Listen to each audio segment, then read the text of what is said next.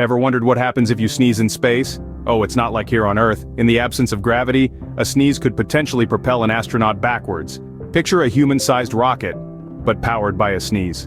Peculiar, isn't it? But don't worry, astronauts are well prepared. They're trained to sneeze into a tissue or the crook of their elbow to prevent this. Even in space, manners matter. And what about the sneeze droplets? In the contained environment of a spacecraft, they could float around indefinitely. Hence, cleanliness is paramount up there. So remember, even a simple sneeze takes on a whole new dimension in space. Isn't that a mind-blowing fact? Stay curious and keep exploring the wonders of our universe.